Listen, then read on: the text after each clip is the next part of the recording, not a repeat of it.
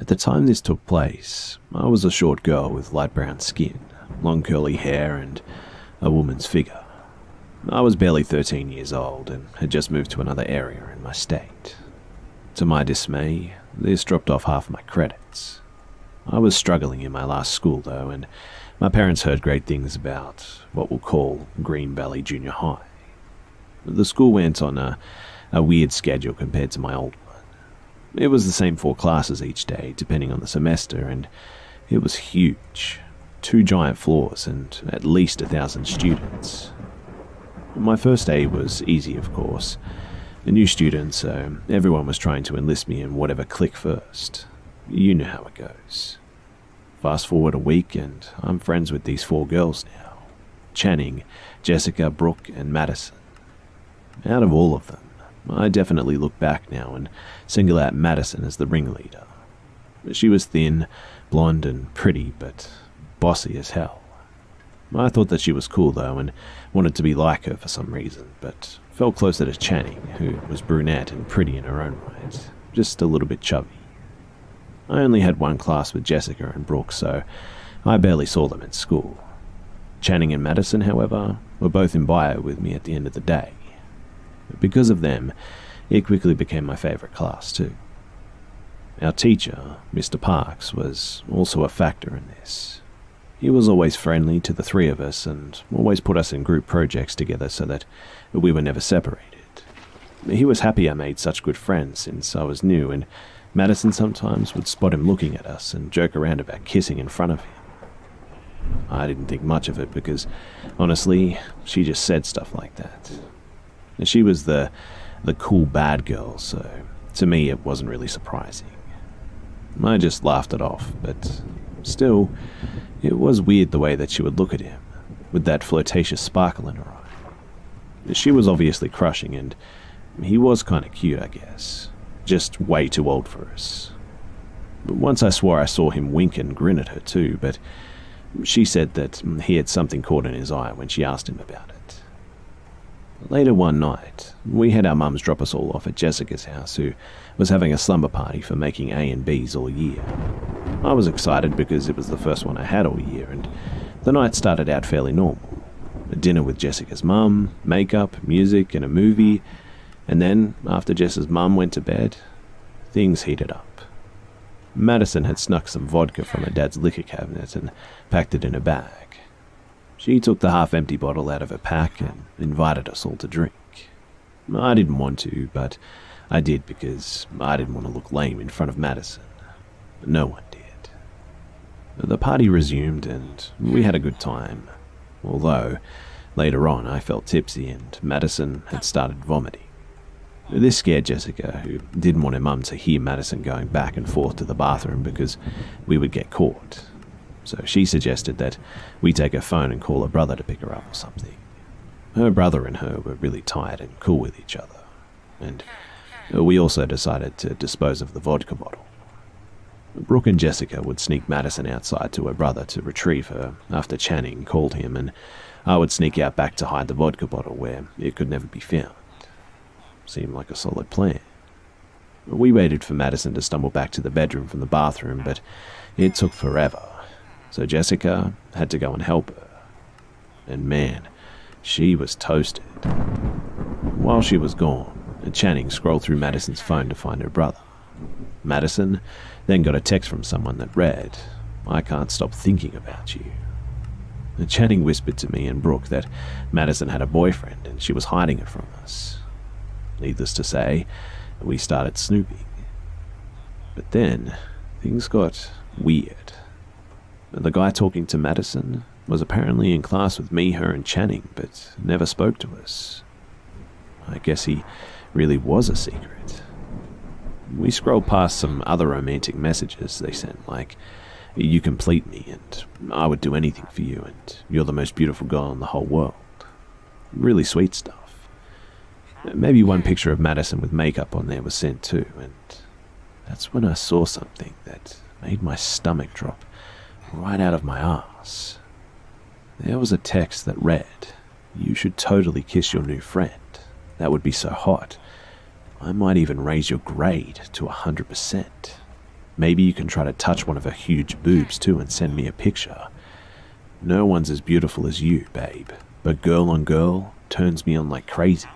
You know that." I tried to hold my scream in, and when Jessica came back, she laid Madison down on the carpet and we showed her too. Jessica took the phone straight to her mum, who called Madison's mum. We all got in trouble for drinking after Madison was picked up, but Mr. Parks was immediately reported. I didn't see Madison at school again either, and apparently she was transferred. Mr. Parks was labelled a sex offender and locked up for 15 years because apparently he had nudes of Madison and two other girls around 13 or 14 saved on his phone and private laptop, and also because Madison admitted that they had done stuff, but it never went all the way.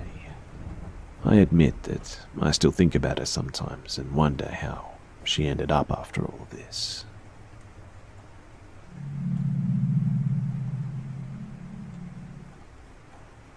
So last week, I was backing into a parking spot in an unfamiliar townhouse neighborhood. My girlfriend was dog sitting and I was visiting, and I caught my quarter panel on his older SUV, like early 2000s model. The car gets stuck and I have to make the scrape worse to get out. Basically, the sigh of shit moment. So, like a decent human being, I call my insurance, file a claim, and leave a note explaining the bumper scuff with my phone number. The guy waits until late the next day and texts me, giving his name and asking for my name and address. I don't leave my name on notes in public.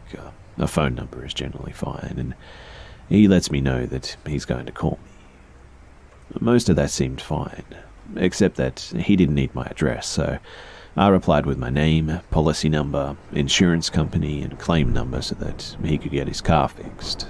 Again, it was a minor scrape that took the chrome off the corner of his bumper and nothing else, not even a dent.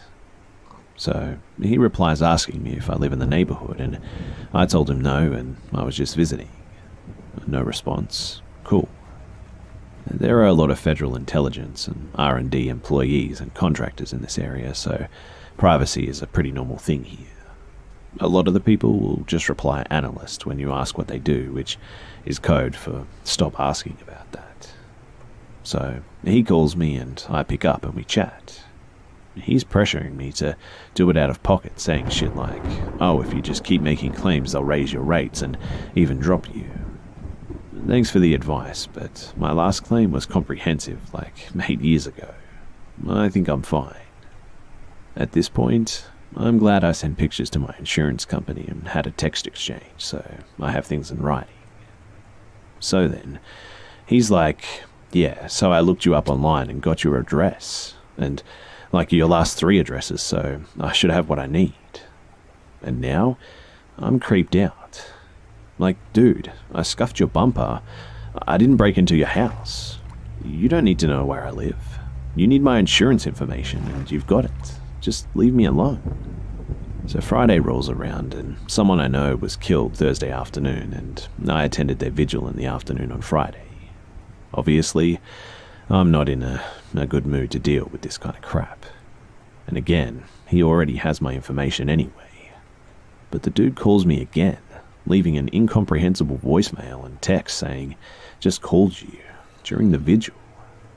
Thankfully, I remembered to silence my phone, and he texts me again with, "By the way, who were you visiting?" A few hours later. This dude is obviously following me. I blocked his number, and he can either call insurance or he can just go to hell. This is way overboard for a scuffed bumper on a 15-plus-year-old car that I'm admitting fault for. I don't know what this guy's problem is, but it's not cool being followed like this.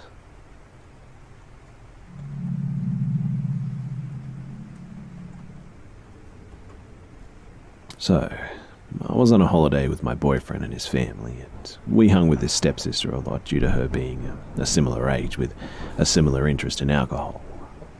Oh, the beauty of all-inclusive holidays, right? Anyway, this one night, we have drinks and we leave the hotel to hang out around the beach directly opposite. With food stalls and music, The atmosphere was busy and friendly, and we noticed a large group of fellow teenagers. They're talking and laughing, and so we decided to go over and join in. The group mainly consisted of Italians, and they were excited by our English accents and happily involved us with their conversations. We mainly talked to three guys, as their English was good. I'm a somewhat shy person, and not so much anymore, but back then I was 17 and particularly shy at this point in my life, so I hadn't joined in too much of the conversation. I was feeling uncomfortable, not because of anything weird, but just because I felt anxious socially. After a while of chatting with these people and laughing, one of the guys, who looked around 21 or 22, claimed that they were all headed to a party. Some people in the group cheered at the prospect of the party, and shortly after a car drove over to pick them up. The majority of the people either jumped in the car, driving off cheering and shouting, or simply walked in the same direction as the car. We were left with the 21 to 22-year-old, heavy-built and tall guy. He told us that he was going to lead us to the party, as we'd been asked to join them all, and we had obliged. I wasn't too keen on going, if I'm being honest, but my boyfriend and his stepsister, they were, and as I knew that there were going to be lots of people there, I thought that there would be no harm in attending a party with fellow teens. So this guy starts leading us down the streets, telling us how he used to live here for 2 years and how he loves it. Note that we were not walking in the same direction as the car or the other people, mind you, but I put that down as maybe he was taking us through a shortcut or something. After about 10 or 15 minutes of walking, the guy starts getting a bit confused and was looking around as if he didn't know which direction to take next. I found this odd, seeing as he claimed he lived here for 2 years. But he leads us around for another 10 odd minutes, looking dumbfounded and more confused by the minute. But finally, he says, down this street, and we arrive outside an apartment building. It was about 3 stories high, with a rusty old gate that we were led through and into an elevator. The guy says that the party is up here in his apartment on the 2nd floor and presses the number 2 button on the elevator. The door shuts tight and we begin moving upwards, and this is when my senses kicked in hard. Something just felt very off to me, and had done since he had been confused with his directions. The lift was rickety and old, and was groaning as it slowly trundled upwards. I think this was the point that my boyfriend and stepsister finally realized too that something just wasn't quite right, and believed my complaints I had made whilst walking to this apartment. After a painfully slow and shaky minute in the elevator that had felt like many more minutes, we came to a stop and the doors opened to face another door, wooden and locked. The guy gets out his key and opens the door, and it swings open to reveal a hallway with about 5 doors, 2 on each side and 1 at the end. This pinpoints the minute that I realized one simple thing: we needed to get the hell out of here. There was no noise of a party, no music, no talking, no laughing. It was silent, completely piercingly silent. I start tugging on my boyfriend's arm, knowing that he'll realize I'm feeling scared. He takes my hand and gives me a reassuring squeeze and a look that says, "Don't worry," and I try not to. The guy at this point had gone pretty quiet compared to his non-stop chatting on the journey too, mumbling incoherent words, some English, some Italian. He led us to the door at the end of the hallway, and it opened out onto a large balcony that mimicked a garden. The floor was astroturf and lawn chairs dotted around. There was a table with speakers, alcohol and cigarettes covering it, and to be quite frank, it was a total dive, but we were too occupied and shocked with the fact that we had been promised a party, and all we could see for ourselves was this weird balcony, and this even weirder older guy, and no one else around. He spoke with us for a moment, and my boyfriend asked him sternly where everyone else was.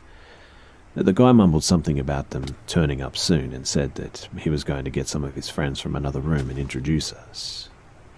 When he said this, He smiled in a way that made me feel so unbelievably desperate to escape that I can't explain it. That smile, to me, spoke volumes of this party, a party which I knew was not going to be fun for us. He left the balcony door open, and I watched him walk to the door on the left of the exit. He knocked and spoke in what I assumed to be Italian, and I heard several male voices respond, also in his language. The three of us turned to face each other, and I said in a whisper, "We need to get the hell out of here." And my boyfriend said, "I know, don't worry, we will." And he began talking quickly about a plan.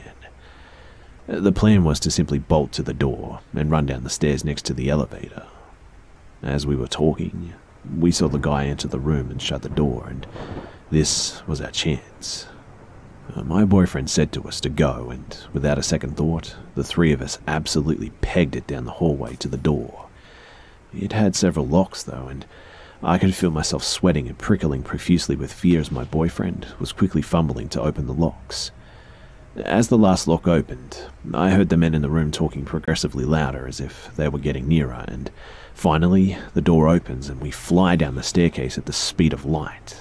My heart is thumping in my chest, and any trace of alcohol now pumped out of my system with the release of adrenaline. But we don't stop running when we're out of the building too. We just carry on, all the way back to outside our hotel. And that's my story. Who knows what these guys' intentions were, and was this simply a misunderstanding, or was he truly waiting for people to arrive? Or was he planning something more sinister? Had he lured us back to his flat to then gang up on us with his other friends? I'm not too sure what to think of the whole situation, but when he smiled at me, I just knew that there was something wrong with this guy.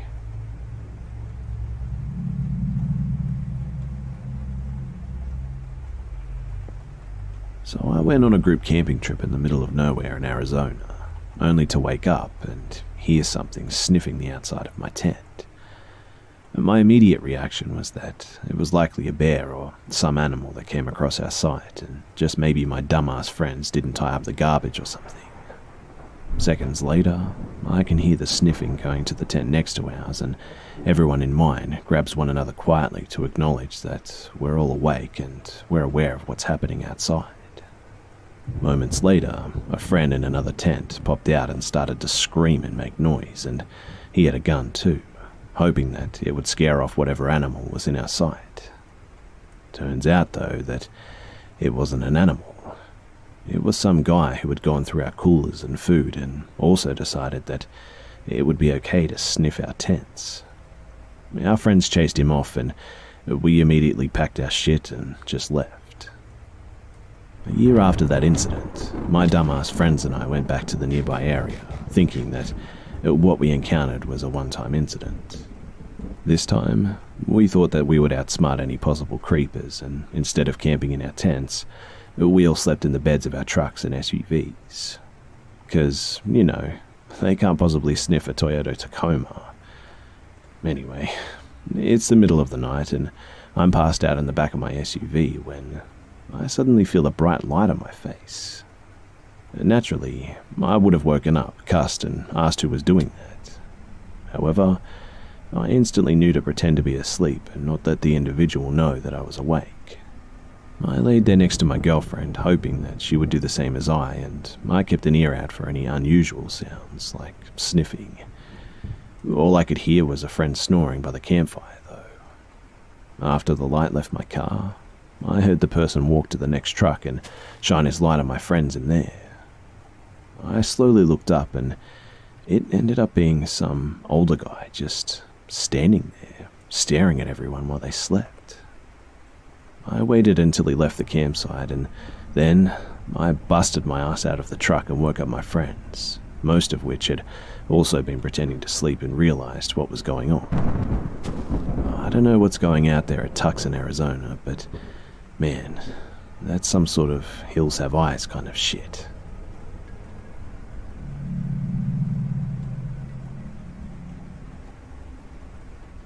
This is a story about an old neighbour of mine. Me and my husband and 2 young kids moved into an old fixer-upper house back in the summer of 2015. I was in college full-time, and my husband agreed to stay home with the kids until I graduated, and we would slowly work on doing the house up, etc. Anyway, it was situated in a very small sleepy village in the countryside in Ireland. Everyone knew each other, and everyone knew your business. We had a neighbour called Johnny, and he was a loner. The only living family members he had was a brother named Thomas, and he had no friends. He was an ex-Catholic, but I still had a strong suspicion he drank heavily most nights. He was a clean freak.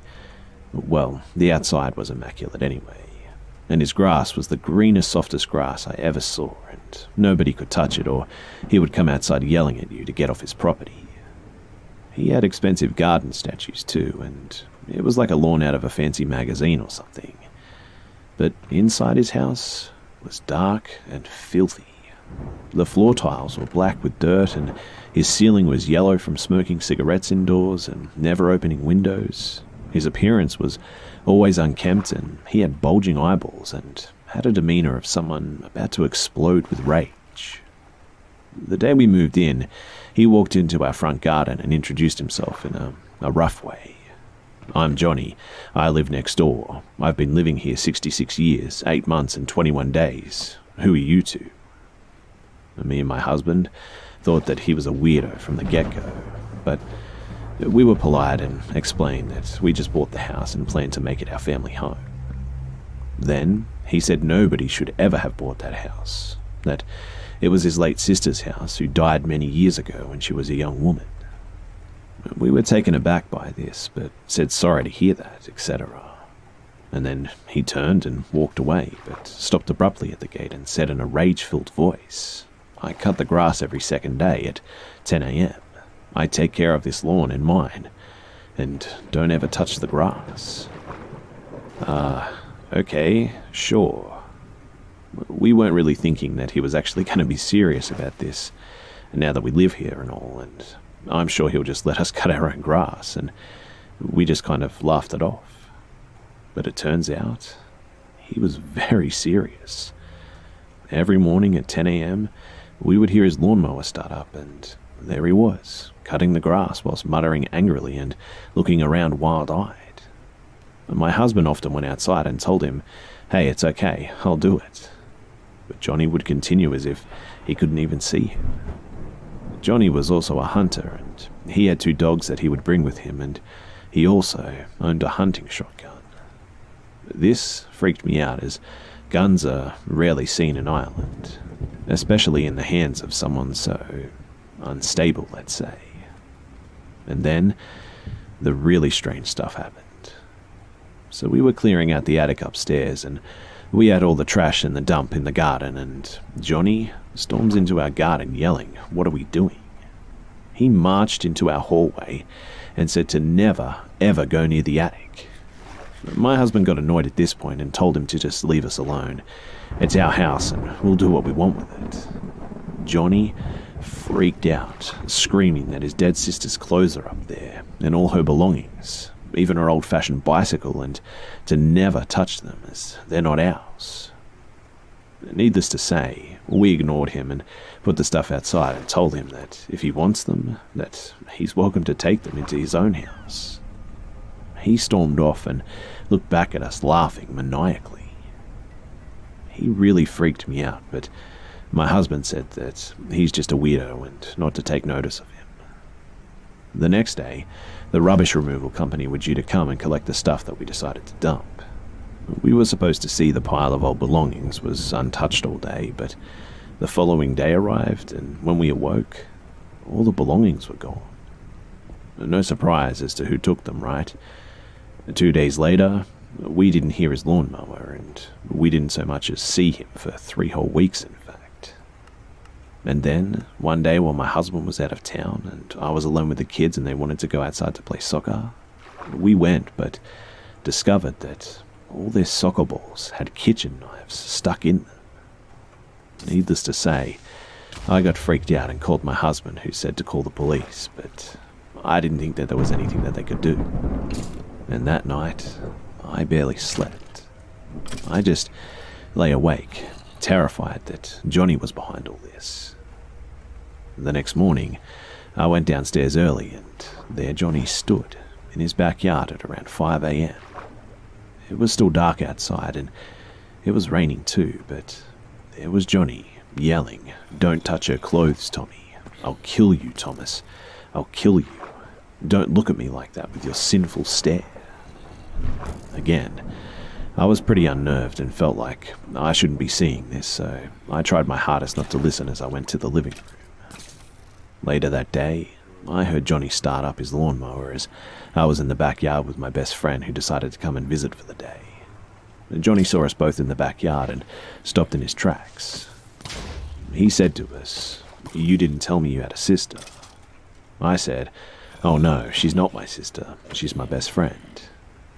And then Johnny yelled at me, "You can't fool me. Wait until I tell Thomas what you tried to do. He won't be happy." And then he stopped yelling and stared right at us with his bulging eyes, and in a very calm and eerie voice said, "It's clear you're sisters. You have the same flesh." And just walked away, muttering angrily. We were both really freaked out at this point, and my husband was due home soon, so we decided to just both walk to a nearby store to buy milk, and as we did, a neighbor from across the street approached us. She explained that Johnny was a shady character, and that the house we bought was in fact his little sister's house, but she hadn't just died all those years ago. She was murdered in a very brutal fashion. She mentioned nobody had ever been brought to justice, as it was so long ago and nobody was ever a suspect in such a small village. Everyone except Johnny. She said nobody trusted him, but he apparently was questioned by the police and released without a charge. I mentioned his brother Thomas, and she looked bewildered and said that Johnny has no living family and he never had any brothers at all. I was totally freaked out by this information and hurriedly rang my husband to tell him. He agreed with me that Johnny was dangerous, possibly mentally unstable due to some undiagnosed medical issue like schizophrenia or something like that. But he made him uneasy, especially as we had young kids around. The next couple of weeks involved Johnny yelling at Thomas some more and smashing plates off the floor every night, screaming, "Eat your dinner, Thomas, for God's sand, man. I'm cooking it all day. How dare you refuse?" My husband said that we should just try to ignore him and he might eventually stop. My husband also bought his own lawnmower to take care of the grass, and one morning he was just getting set up when, out of the corner of his eye, he saw Johnny staring at him through an upper story window. He could hear him muttering angrily, but couldn't make out what he was saying. And that night, things escalated. The kids had a sleepover in their friend's house, so we decided to paint inside and do some light renovation work. That night, there was a series of long, hearty, angry knocks on the door. It was Johnny. He was yelling, and spit was flying from his mouth, and in his hands, his shotgun was clutched so tight, his knuckles turned white. He yelled at us, "I told you, I warned you, not to touch the grass." As he said the last words, he kicked the front door down. He stood in our hallway, reeking of alcohol and cigarette smoke. I genuinely thought that we were both going to be shot. My husband tried to talk to him, but it was no use. He was just getting angrier and angrier until he just abruptly stopped, stared straight ahead, looking past us, and said, "I need you to bring me home. I don't feel well." I protested, but my husband said to call the police, so I did, and they took it very serious, seeing as there was a gun-wielding maniac in my hallway only moments ago, and now my husband had agreed to walk him just as far to his front door, not leaving my sight as I stayed on the phone to the police. As Johnny opened his front door, my husband said that he got a glimpse of the hallway, and the walls were covered with yellowing newspaper clippings of the death of his sister. Hundreds of them. He even had crude drawings my husband just couldn't quite make out, but got a gist of it. My husband literally ran and jumped the wall dividing our homes. And when he did that, he walked on the grass. And Johnny came out with his gun, aimed right at him. And just as he did, 2 police cars showed up, and their timing was absolutely remarkable. Johnny had to be tased twice, but was eventually overpowered, all the time yelling that he didn't kill her, he didn't kill his sister. The court case is still pending, so I changed his name for obvious reasons, but I can assure you that this crazy story is real. He's being reinvestigated for his sister's death, as there's now breakthroughs with DNA, and he's still aggressive and manic in jail apparently. He keeps saying that Thomas will die without him, and who will look after Thomas? His house now lays empty and unloved, and the once manicured lawns now overgrown and wild. It has a creepy feel about the place too, and the newspaper clippings still remain on his hallway wall. I'll be sure to update more once I get any new info.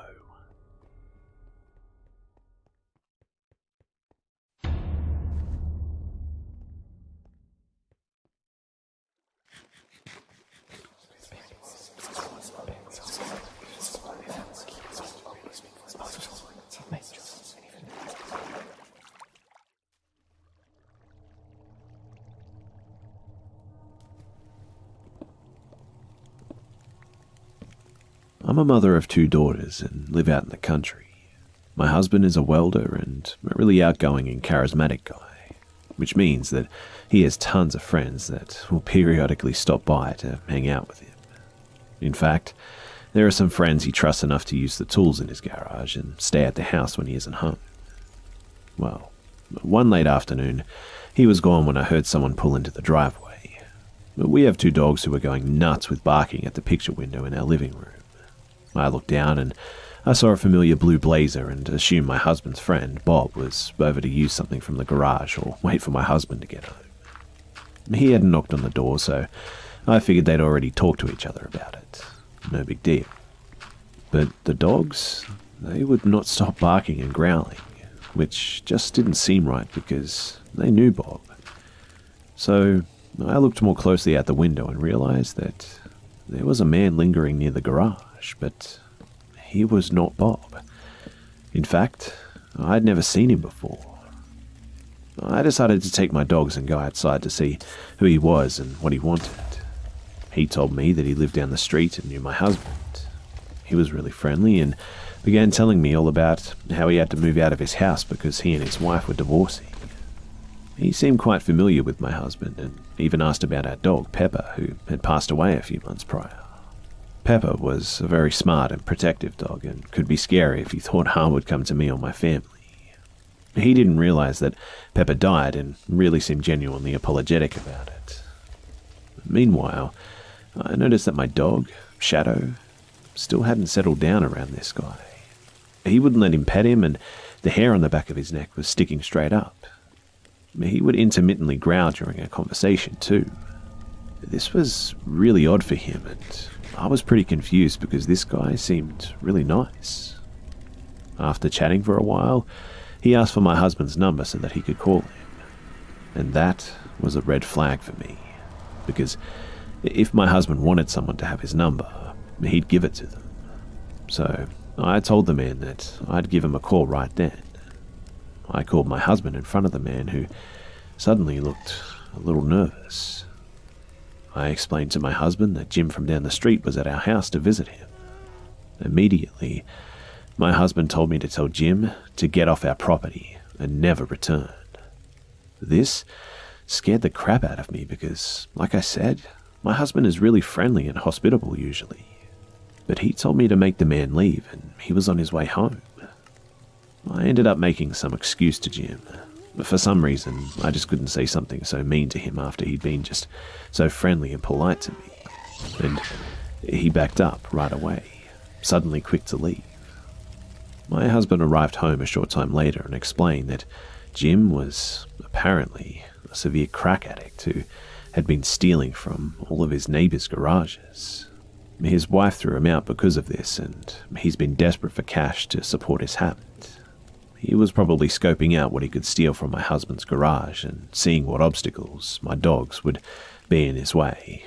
He second-guessed it.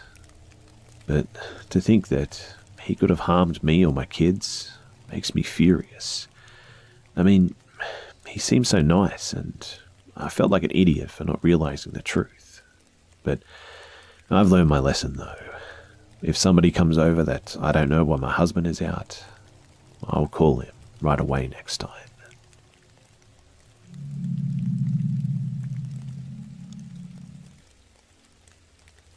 So this started towards the end of my 8th grade year. Basically, my friend had this guy who was obviously in his late 50s and she was only 13. And then he also started messaging her just about every day. Not anything overly creepy, but just mainly small talk at first. Eventually, he finds my page too and starts commenting, but I don't post pictures of myself online much, and basically all of it was just doodles and pictures of my dog and stuff. Now, this guy's account also mainly consisted of art, and most of it was actually pretty good, so I didn't mind him commenting on my art at first. Eventually, though, he also started messaging me and trying to talk to me. I have pretty bad anxiety, and I hate coming across as mean, so I wouldn't really respond with words unless he asked me a direct question. But mainly what I did was just send a heart or a smiley face. Stupid, I know. So, this continues for a few weeks, and I learned that this guy can randomly blow up.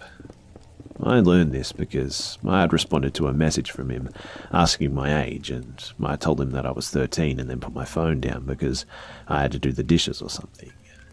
When I came back to my phone, I had like 10 messages from him asking why I wasn't responding, and also telling me that he was joking. I was super confused at first at what he could have sent that for, or what would have made me mad, and basically, he responded about how both me and my friend looked like we were 18. I found that really creepy, but I didn't want to confront him about it, so I told him that it was fine and that I was just doing my chores, and the conversation moved on, and I made an excuse to stop messaging him for the day. One really creepy thing that he did, though, was when I posted a picture of my grandma's dog, which is a corgi, and put it in the caption of how much I love that dog, he liked that photo, and then a day or so later, he sends me a picture of a corgi he drew for me. I thanked him for it, and then he asked me to tell him my address so that he could send it to me. I refused, but he kept asking me, telling me that it was a gift and he wanted me to have it. I had to send a message explaining that it was a family rule and that I was not allowed to tell him my address and for him to just drop it. Eventually, after a bunch of little creepy things, my friend blocked him, and so he started ranting about it to me, saying how she shouldn't be creeped out by him and he was just trying to be nice, and that if she had a problem with anything he was saying, how she should have told him. He basically continued on like that for the next few days, and then he pointed out how he was following her backup account and now he was going to start talking to her on that one. So I just told my friend about all of this, and she blocked him on her backup too. I stopped responding to him as well and blocked him, but man, who knew Instagram could be so creepy?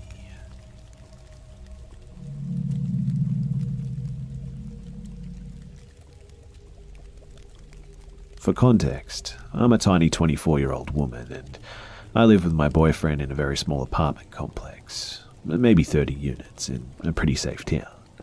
We've been there for almost 2 years, but this story takes place late October of 2017. Also important, my designated parking space is the farthest from the entrance to our complex, and it borders the back gravel lot, which is for visitors, or residents who don't have a designated space. My boyfriend parks there because we were only given one spot. So, the back lot is to the left of my space, and the space to the right of me is vacant or unassigned and has been for over a year now. A few months back, before this story takes place, a white van had periodically been parking in the vacant space to the right of me, but not consistently. They would usually park in the back lot or in one of the 4 marked visitor spaces. However, it had become increasingly frequent that they would park next to me, although there were closer spots that were also as vacant as the one next to me.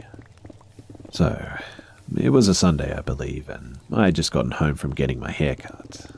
I pulled into the parking lot and noticed a charcoal grey sedan with heavily tinted windows in that vacant spot next to mine, and the car was running. I found this odd because there were several designated and visitor spots open, and I had never seen this car before. As I was pulling into my space, the grey car shut off. I'm naturally cautious, and this seemed odd to me as well, and I was listening to Pink Floyd's Dark Side of the Moon and wanted to finish the song I was on, so I waited a few minutes because I can't leave a good song unfinished, but mostly because I felt anxious and I felt like I was being watched or something. I tried to reason with myself that they were just waiting for someone maybe, and I know I have a tendency to be paranoid, but I still needed to collect myself before leaving my car. After the song, I turned off my car and hurried inside where my boyfriend was waiting for us to get ready to go meet his family for his brother's birthday outing. We were in our apartment for about 20 minutes while I changed clothes. We walked out to the gravel lot where this car was parked, and I noticed that the charcoal grey car was no longer next to my car. It was now next to my boyfriend's car, and it was running again. At this point, I mentioned to him how odd it was that they were still there and had moved to the visitor lot. We were out a few hours, but I didn't notice the car when we got back. The next day, I had off from work and I got in my car to go pick up some groceries, and there was a note on my shield. I immediately began to shake because somehow as I grabbed it, I knew that it was from the people in that grey car. I was so panicked that I couldn't fully read what they wrote to me. I just started crying as a fear response, and I have a panic disorder, so thanks for the panic attack, guys. I won't quote the entire thing because much of it was, well, really graphic, but here is what I will share. It read, "Hi, you must not even remember us, but at approximately 5:32 p.m. on the 29th of October, you pulled up next to us, and although you appeared preoccupied or pensive, we couldn't help but share. We're serious about pleasing others and would be honoured to be the ones to train you. I'm 6'2", 175 pounds and 25 years old, and she's 5'7", 112 pounds and 22 years old. They also share incredibly detailed plans, which, mind you, I didn't ask for, and you can guess. I was able to compose myself and went to pick up my groceries, called my boyfriend, and he came home for his lunch break, and we emailed our landlord. He went back to work, and I spent the rest of the day in shock, and I just felt so violated. I mean, this is my home. This is supposed to be a safe place, and these strangers violated that. I don't shame them for their kinks or whatever, but this is not the way to go about that. I mean, they came to my home. They painted a picture of me and them, and I didn't even ask for it. I didn't even want it, and they gave me a reason to be paranoid and afraid that they would make that disgusting picture a reality. It took a few days, but I did call the police eventually, and they came up to our apartment. I told my story, and they collected the note that was left, and I kept a daily journal and documented the contents of that note before they took it, and so I quoted the above as accurate word for word. They ended up calling the creeps, but I never heard back. Interestingly enough, though, I never saw that white van that used to occasionally park next to me after that, and I was really surprised because I didn't expect the police to take this seriously at all because of some of the stories on here. I didn't expect the caring response they gave. My boss changed my schedule up so I'd get home when it was still light out, and I called my friends or boyfriends every time I walked to and from my car for a few weeks. Anyway, this was a difficult story to share, and I'm holding back on sharing the full extent of how I felt. But what I know is that it was strange that they were parked next to me with all the open spaces. It was strange that they turned their car off when I parked. It was strange that in the 20 minutes I was in my apartment, they were still in the lot but had moved spaces. It was strange that the car was still running. It was strange that the mysterious van stopped showing up after the police called the people in the grey car. It was all just strange. They left enough info, though, that I was able to look them up on Facebook, and I had one mutual friend with the guy who was an old heroin junkie co-worker, who I immediately blocked and unfriended. It's been a while since that incident, but I'm still vigilant when walking up to our apartment because I get off work pretty late. I'm extra cautious of my surroundings, and I trust myself when I feel that a situation isn't just quite right. But the most unnerving part, aside from their graphic plan, is still the fact that while I was composing myself in my car, they saw it. They made it very known that they were watching me, and they knew that I was uncomfortable. But, man, am I glad that I sought help. I'm glad that I had a large support group, and most importantly, I'm glad those creeps haven't tried to contact me since this. Anyway, thanks for listening, guys.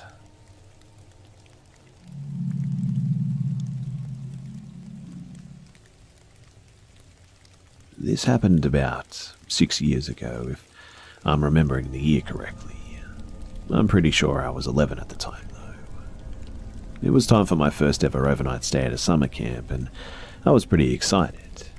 This particular camp had a system where it normally functioned as a day camp, but there was one night each week where kids could have stayed overnight if they wanted to. I was a socially awkward kid at the time, so I avoided these overnight stays as much as possible, but this one time, I decided to try and be brave and have some fun and try it myself. Only after did I regret it. So, before I explain what happened, I'll briefly give an outline of the camp. It was situated near the shore of an isolated lake which had very few houses on it. And my camping ground decided to take advantage of that and agreed to set up a few feet from the shore, in a small clearing located near a small path. Much of the shoreline was walled off by low-lying thorny underbrush, including the area that we were in too. So, flash forward to the night, and we've set up our tents and sleeping bags, and we've eaten our s'mores, and we've set up our sleeping arrangements. I'm in a large tent with 3 other boys sitting a few feet from the path that ran through the clearing, and we whisper amongst ourselves, talking about the best camping activities, crushes, the nicest counselors, usual summer camp stuff. We're just about to say our goodnights when we hear the faint hum of a motor coming from the lake. It's unusual for people to be out late at night on a motorboat on a small isolated lake, but we initially blow it off as being some weird person fishing. However, the noise grows louder and I begin to hear what sounds like drunk people cackling. At first, this isn't scary to me. I just assume it's drunk people having some late-night summer fun, and my tent mates agree. We try to ignore it, but we started getting nervous when the cackling and the chatter quieted. I hear the engine shut off, and it sounds like the people were quietly disembarking at the camp's fishing dock, which was a few hundred feet away. For a couple of minutes after, I hear pretty much total silence, and we were pretty terrified. 2 of my tent mates are completely still while the other is fidgeting and shaking. Looking back on it, it wasn't even like this should have been especially scary, but something just felt distinctly off about the whole situation. And my gut instincts were right. I start hearing slow, methodical footsteps creeping slowly along the path. It's clear that this intruder is intent on being as quiet as possible, but it's easy to hear when someone's walking in a forest full of sticks, mud, and leaves. I'm listening to their steps as they approach our campsite at a painfully slow pace, when suddenly they stop and grunt. At this point, it's clear that 1, it's a man, 2, not a person who should be here, and 3, someone who is watching us when we set up the campsite. There was no way that he could have known where we were without watching us from another part of the lake or something. The man stands for what feels like an eternity before he begins to move again. But the sounds I hear, they terrify me. He moves toward my tent. All my tent mates are laying completely still now, mortified but not moving a muscle. He approaches our tent, walking right up to it so that we can see the silhouette of his legs outlined by the faint moonlight. He stands for another few seconds and then places his finger on the tent, and he drags it across the tent and then just begins to walk. The man traces the entire perimeter of the tent with one finger, and he holds it there for a few seconds after, then grunts again and slowly walks to another tent. My tent mates are terrified, and we're looking at each other like a deer in headlights. We hear him move from tent to tent, and walking around each one, with each trace feeling like it took longer than the last. Finally, he walks slowly back up the path, grunts once more, and walks away quickly in the direction that he came. A few minutes later, I hear the motor on the boat starting up before hearing its sounds fade into the distance. The counsellors who slept through the ordeal, believe it or not, were convinced that we were faking the incident to prank them or something. Those of us who reported it to them were pretty much ignored, and that is something that I hold against that camp to this day. I still don't know what happened with the other people on the boat, where they went, or why one of them came to our campsite in the first place, but man, that was a creepy night.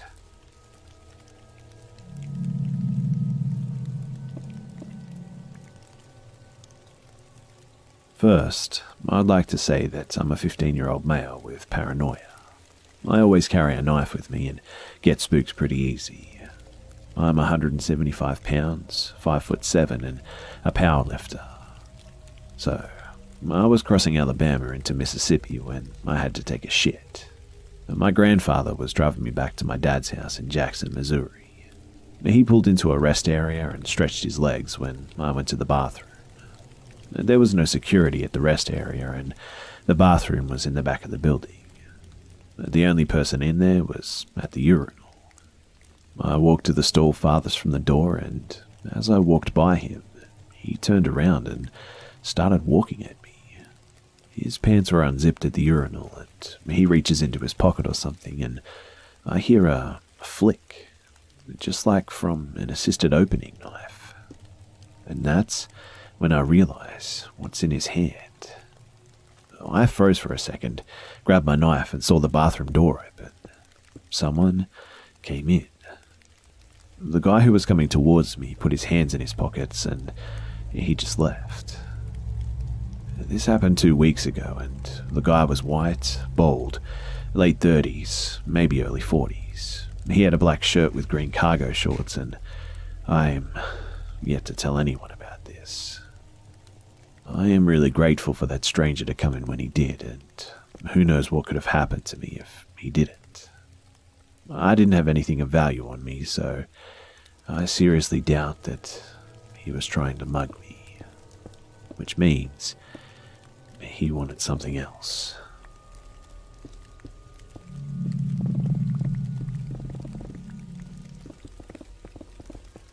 So when I was around 7 years old, we moved into a big house that was split into 3 different apartments. It was a light blue shade, so everyone called it the Big Blue House.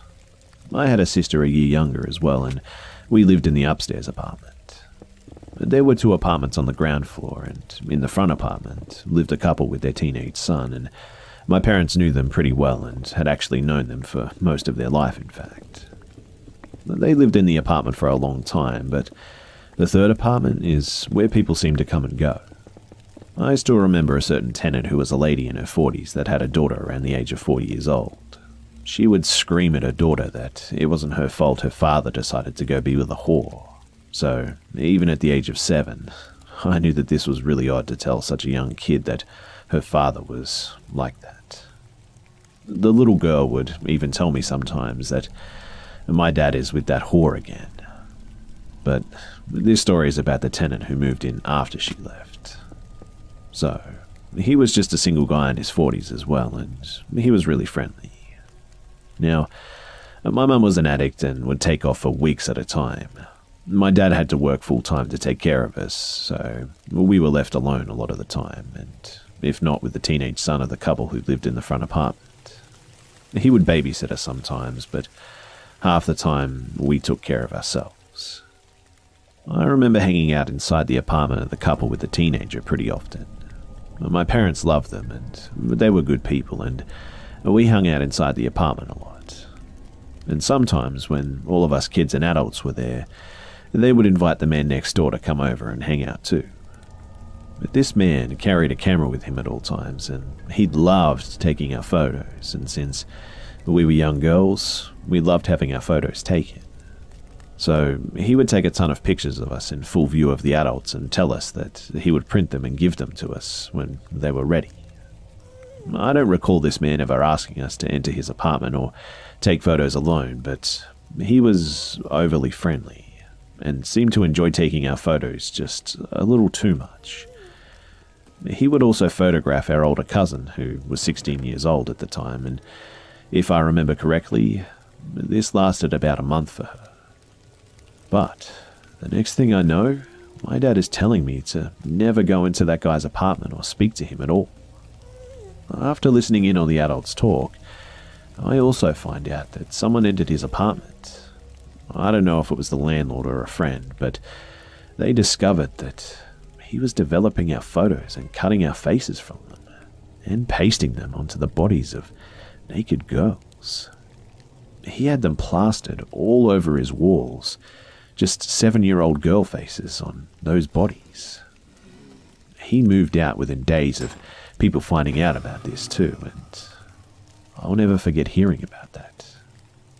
Since I have no idea if the cops were called or what happened to the guy in the photos afterwards, I don't know what happened to him.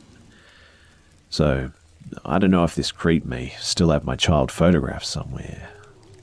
If anyone is interested, I can ask my dad and see if I can get more info, but I've never brought it up to him before, so I don't know how it'll go.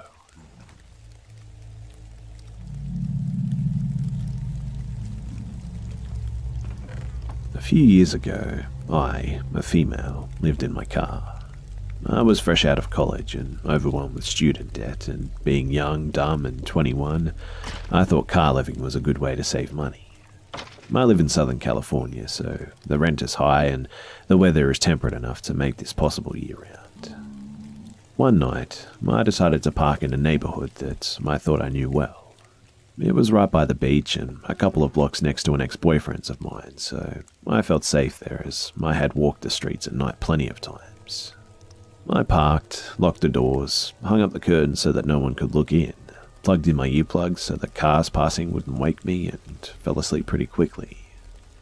Now, my earplugs were effective but shitty, and I could always count on them falling off in the middle of the night. I actually preferred this because it meant that I could fall asleep but still hear my phone alarm in the morning. It was about 2 a.m. when I woke up to my earplugs already having fallen off and something feeling wrong. Odd scratching noises were coming from my window. It started at the passenger side door and then moved to the back seat doors. I froze, unsure of what to make of it all, painfully aware that I leave my windows slightly cracked at night for ventilation. I honestly didn't know what to do, so I just stayed frozen trying to make sense of it all. And that's when the flashlight turned on, and some guy unmistakably shone his light in, trying to find a crack in the curtains. And to my horror, he found one, and shone it right where my face was. It's hard to explain, but the position of my head made it so that I could piece together what was happening, based on the light everywhere, but he couldn't see my eyes. And the scratching then continued, and I knew that I was screwed. This went from a potential attempted car theft to someone knowing that I was in the car. But by the way, I had up those psychedelic curtains at the time, very eye-catching and hard to miss. Stupid, I know. I got black curtains immediately after this incident. This is why I suspect that he knew that I was in the car the whole time. He just put two and two together. Also, I don't know for sure, but the scratching noises, they sounded like he was trying to shove something into the cracks of my window and grab my door lock, but failing to gain any traction because they were barely cracked. Anyway, during those times, I slept with a bat and mace by my seat, but I was literally paralyzed with fear and couldn't will myself to grab them. However, my last year of college, I took a class called RAD and remembered the number one rule: yell confidently and confrontationally at this person. I wish that I could say that I screamed something badass, but what left my lips was a loud, aggravated and forceful "excuse me," like I was Link yelling at the Princess of Hyrule in that shitty TV show. It was super lame, but it echoed. To my immense relief, I hear the sounds of his footsteps running away at top speed, but I kid you not, this guy was laughing as he ran like it was some stupid game. I was still paralyzed, but eventually him running gave me the courage to get up, grab my bat and shove my way to the front seat, where I started the car and just sped away. I didn't see him, and I spent the night at a friend's house, and I live in an apartment now. It wasn't until the next morning that I realized I had parked 1 block away from a bar, and at the time of the incident, the bar had just closed.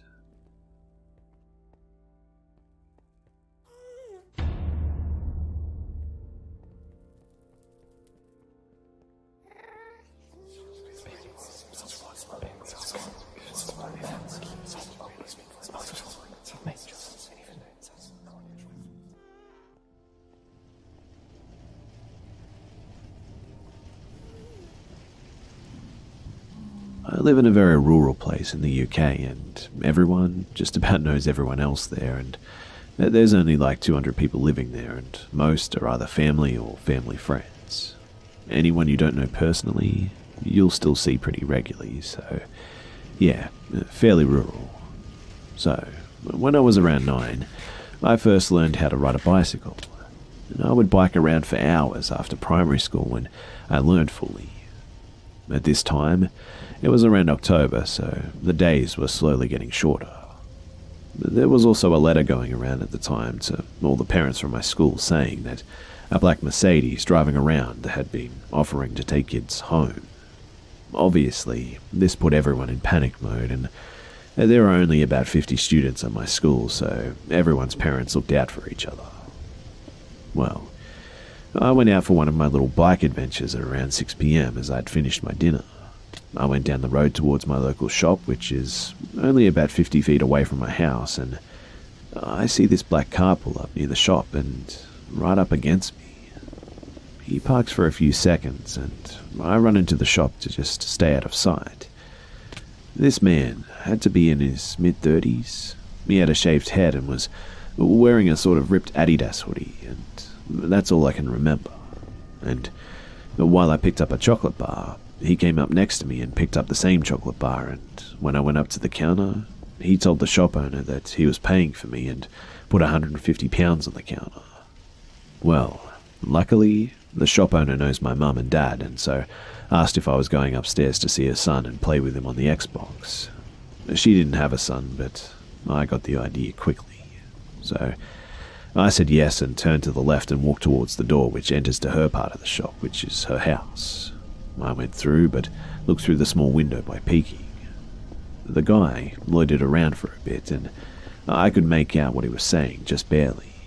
The shop owner kept asking if he was leaving as it was closing time, and he said, "I'm waiting for my son." She said that she would drop me off, and he got a bit aggressive and just stormed out. I'm not sure if the guy was ever arrested or if anything happened to him, and he might have just moved village to the next targets. All I can say is that I safely biked home about 20 minutes after this, and I rushed into my house and told my mum. After bringing this up again too, I tried to find anything online that could be given to show you all, but unfortunately, due to the nature of where I live, I couldn't find anything.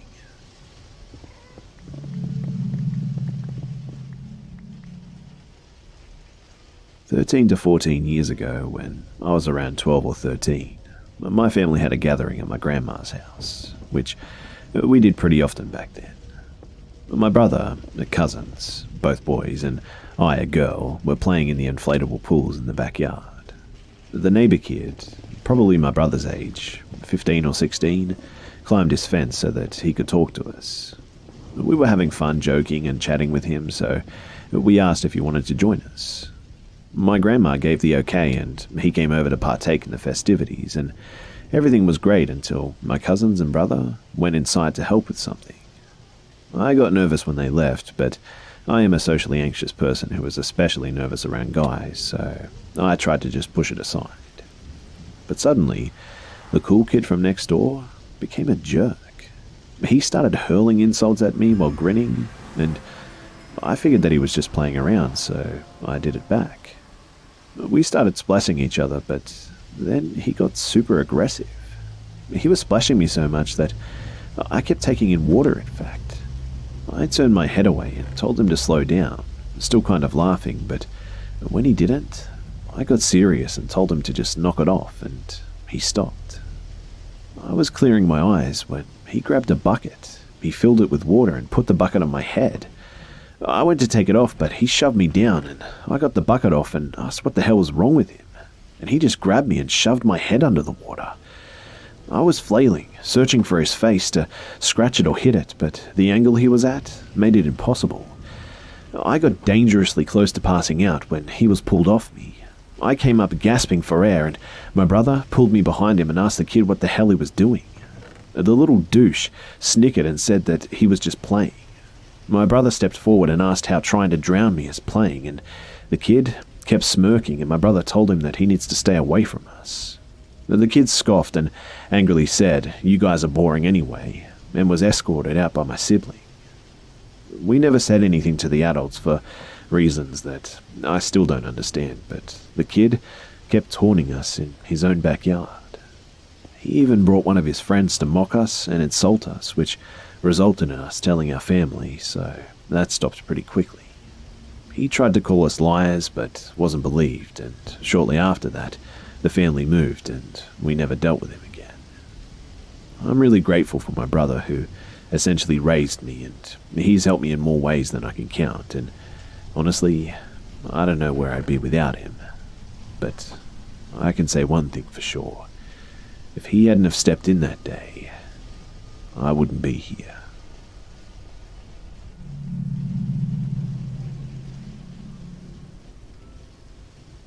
So this happened when I was 18 at my last year in high school. My school was located in a really boring residential area, and it's actually a pretty wealthy neighborhood, but it didn't appeal to teenagers looking for stuff to do, and this is important to the following events. Me and my friends, we would usually go to a store and buy cheap alcohol in order to get wasted while walking down the streets. Yeah, I'm not proud of those days either. If we had the energy, sometimes we would go to this park of sorts to get some privacy. We were always worried about getting caught by the school and having our parents called. This said park had basically 3 layers. It had a lake in the center, in the middle a running field, and woods enveloping it all. We would obviously get in between the trees and get our teenager asses drunk. We were out of school's reach, and we didn't have to worry about anything, except some occasional park staff and some weirdos lurking by, but we were never in less than 5, so no problem. Surprisingly, this is not a drunk regret story, though I have many, mind you. I just wanted to get that clear because we didn't have many places to do private stuff at the time, and my options were limited. This became a problem when I got my first girlfriend too. It was already pretty damn awkward just existing in front of each other, even worse engaging in all the processes of making out, especially inside the school buildings where anyone could simply catch you in the act. So, a simple, "Hey, let's have a date at the park today," was the perfect solution in my mind. Immediately upon arrival, we started to search for obscure places. As we found one, we got to our business. It was going quite well, and even though we had to occasionally stop due to people getting close while passing by, in one of those situations, we heard some footsteps and immediately stopped. After they ceased, we got back to kissing, but then I decided to open my eyes and look around a bit. Yeah, I'm one of those. Only to see a weirdo statically looking at us from about 15 meters away. I suddenly stopped and stared back at the guy, hoping that he would just go away, but he didn't. Instead, he waves and starts walking toward us. As he does it, my mind is flooded with the until now forgotten memories of people saying how shady that place was. Stuff like huge drug deals, stalkers, and people up to no good being there. After the awkward walk in our direction, the guy starts talking to us, and he looked like he was in his mid-40s. He was bald and was wearing a regular outfit, and he looked like the everyday man you would see in the street, but I can't remember his face too well. Jen and I were clearly nervous, and the man pulled something like, "So, hey there, having a good time, huh? I myself used to get here with the cuties back in the day," and then proceeded to ask information like where we live and where we study. A pattern in these situations, apparently. I lied, saying that we were from the neighborhood, but told the truth about our school. And he continued with, "Really sorry to interrupt your fun, but I just couldn't go without telling you that the park patrol uses passers-by here this time, and if they caught you, they're probably going to call your school." It was fishy, no doubt, but then he made a suggestion and said, "You know, I know a quiet place around here. Used it myself sometimes. Come on, I'll show you." And then started walking, signing us to follow. And yes, I know you probably would have had the balls to have stood up to this guy and asked him to go away, but for us it was just so sudden and fast that we didn't know actually what was happening, so we just followed the creep. The realization, though, that we had screwed up came at the middle of the walk to the place, though, and we were silently panicking. After non-literal centuries of walking, we finally arrived at the place. It was a giant concrete pipe in an isolated playground, apparently used like a tunnel by the kids. The guy said more crap about his glory days and finally left. I remember starting to think that the guy was just extremely weird, but with actual good intentions since he actually left. I was not about to put our lives at stake though, and as soon as the man disappeared, I told Jen that we had to go, and she agreed quietly. Jen is very introverted and quiet, so even this time I could see that she was extremely uncomfortable though. Before leaving, I had this feeling that the creep might still be around, so we hid in a bush and waited. And boy, was I right. Almost instantly after we had hid, the guy creeped out of the tree and stealthily approached the playground. And we freaked out. We were in that classic scene covering our mouths and looking through the bushes, and we thought that he saw us since he was approaching us, but he didn't. As he arrives in the playground, he starts peeping into the big pipe, and when he finds no one there, he leaves again. This was the moment when everything just made sense to me. He lured us to this isolated place to get us in the act. But why though? What would he have done if we were in there? Well, we were not staying there to find out, so we rushed to get away, and at the beginning, we were just fast walking, but then the guy spawned out of nowhere in front of us and asked why we were leaving. I didn't even let the guy finish his sentence and said, "We just gotta leave," and then we just started running till we were far enough away. It was a really weird and creepy experience, and still to this day, I don't really know the intentions of the creep. I went back to the park sometimes for various reasons too, and never saw the guy again. But I never saw that patrol that he alerted us about either, so I assumed that he was really up to no good. Anyway, I've learned my lesson that no matter how much my hormones burn now, I'm only doing this at home.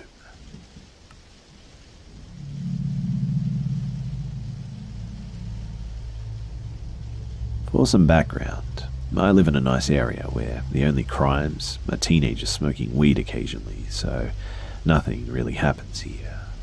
I'm 17 now, but when this happened, I was about 13 and my sister was 11. We were riding bikes in our neighborhood, and we'd ridden around for like 20 or 30 minutes and decided to turn around and go home. At this point, we're probably 5 minutes from our house, and suddenly, my sister's tire catches on a rock and she's flung off her bike. She's sobbing and holds up her finger, and her entire nail on her right index finger had more or less come off. It looks incredibly painful, so obviously we realized that we needed to get home immediately and have Mum clean it up.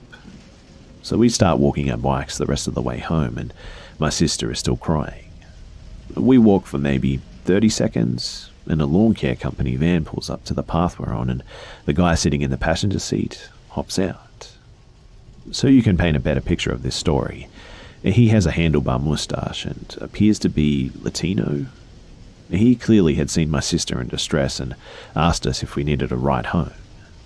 Little me can hear the stranger danger signals in the back of my mind, and I say no thanks, we live right over there, and I pointed in the general direction of my house. The man insisted on at least walking us there, after the little argument about riding in the van, which I was not going to do. He was really pushy, even when I kept saying that we were fine and didn't want help. He also continuously asked if my parents were home, and I kept saying yes. And when I said yes, he'd be like, "Are you sure? How long has it been since you were home? Maybe they left." I figured it would be fine because I knew my parents were actually home, and if this guy really did walk us home, my dad could make an appearance. Eventually, we were on the street leading up to our house, and I said one more time that we were fine. But what freaked me out this entire time was the fact that the guy had not gotten out of the van. He had just driven slowly alongside us, and the man who was walking with us was also touching my sister's shoulders and giving us this creepy grin the entire way. I eventually just burst into tears due to the stress and the anxiety, and told the man to just please go, we're almost home. I said I was grateful for his help as well, even though he didn't do anything, and I just wanted him to leave, and his face instantly screwed into somewhat of a grimace, and he got back into his car with his friend, and they both just began hysterically laughing and drove off. We made it home, and I didn't tell my mum, but I'm sure if I told her now that she'd be proud, because she always stressed to us that we should never talk to strangers. Thanks, Mum, for not letting me be a dumb kid.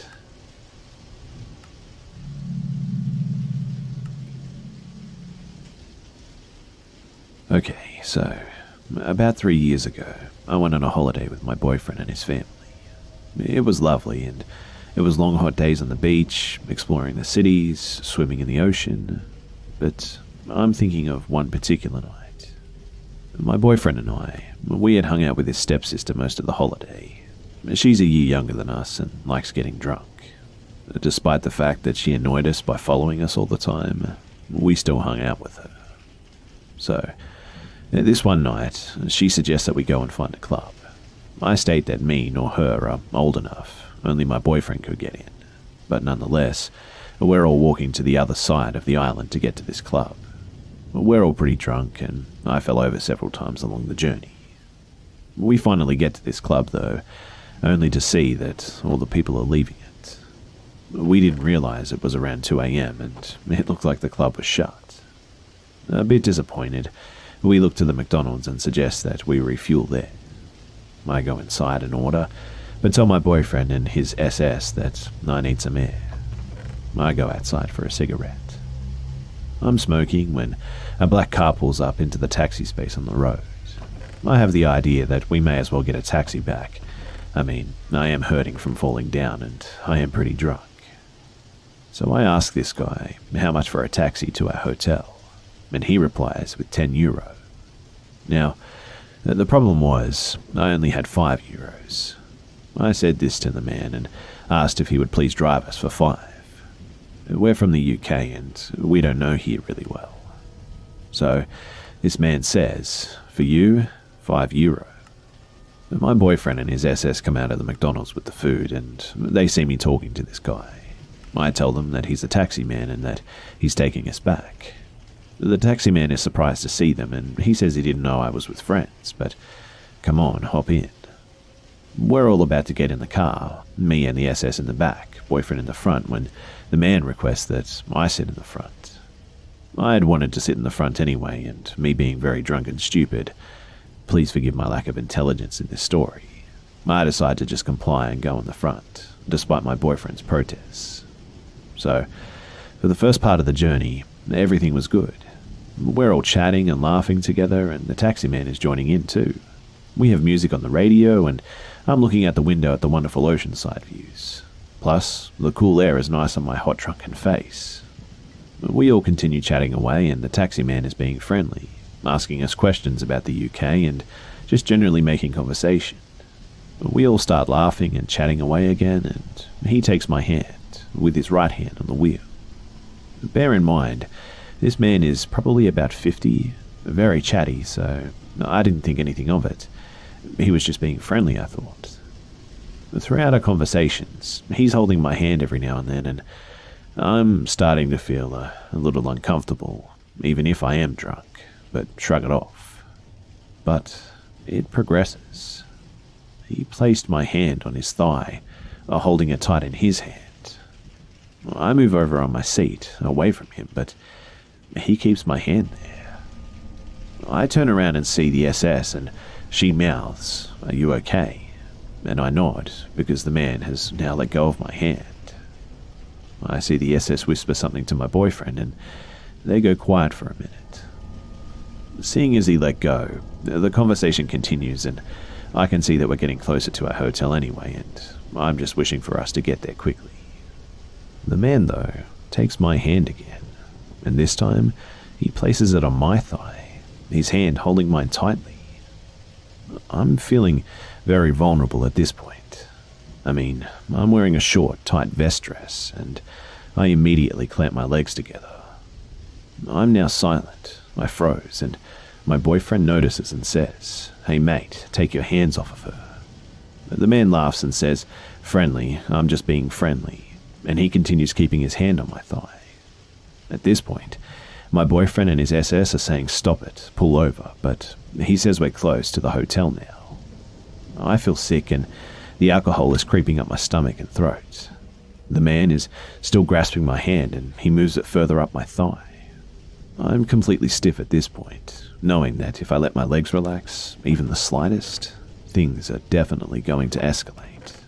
But they did anyway. He guided my hand up, and with one of his fingers, he touched me. I don't need to say where, because I think you already know. I stare out the window, and I'm begging for this car to stop, and luckily, it does. I jump out of the car, and my boyfriend and the SS are looking at me, and I say he touched me. My boyfriend races over to the driver's side, shouting and screaming at the guy, but the man speeds off really fast, and as he does, my boyfriend kicks his license plate, and we see it dent. We go back into the hotel, and needless to say, I just drink some more. The next morning, we're going on a boat trip, and my boyfriend's family are asking if I'm okay, after hearing about what happened. I say yes because, well, it's true. It's over now, and could have got a lot worse, and I hope that I just never see the guy again. We leave the hotel lobby, and that's when I see them. The taxis, they're white, with a yellow taxi sign on top of them. They're pulled in the taxi ranks, and I head over to one. I say excuse me to one of the taxi men, and ask him if all the taxis are white here. And he replies with yes, only taxis coloured white with a sign on top. I feel my insides churning. Let me reiterate this for you guys so that you guys get the gist of it. A 50-year-old man thought me, a 17-year-old female, was alone, and pretended to be a taxi service to get me in his car.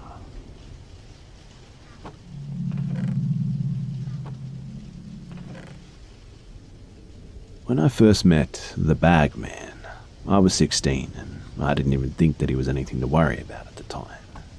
He just passed me by while I was biking around in one of my city's forest preserves called Riverside.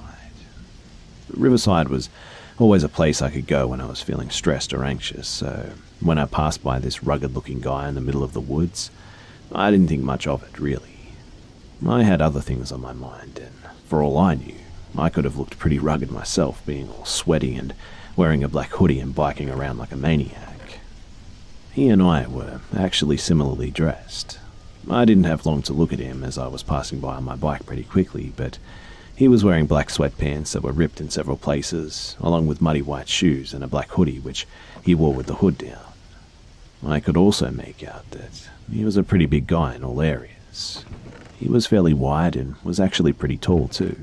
His hair was brown and down to his shoulders, and I couldn't really make out his face at the time, but little did I know that I would see it in a few weeks. When he saw me coming towards him on my bike, he held up his hand all excitedly and waved at me, and then began to jog while I got closer. I thought at the time that maybe he was out there exercising like me, and seeing me made him remember to start running again or something. But as I passed him, he got so close to me that my bike almost bumped into him. I had to swerve a little to the right to try and avoid him, barely missing him too. And when I passed him, I kind of heard him shout something back at me, but I couldn't really understand what it was because I had my headphones in. I shrugged the situation off as I continued to bike back to my car, and it took me a few minutes to get back to the parking lot, and I was pretty exhausted as I loaded my bike into the back of my minivan. Once I closed the trunk, I looked around for a moment to see if the guy that I had seen earlier was around. I didn't see him, but the only other car that was parked there was directly across from me and on the other side of the lot. It was a long white van, like the stereotypical pedophile vans you see in movies, and it was dirty and muddy like the man driving it, and the windows were tinted so you couldn't really see inside. Thinking back on this situation now, it could have been totally possible too that the bagman followed behind me all the way back to the parking lot and had gotten into this creepy van before I could see him and was in there while I was staring at the vehicle. He could have been watching me through those dark windows and I didn't even know.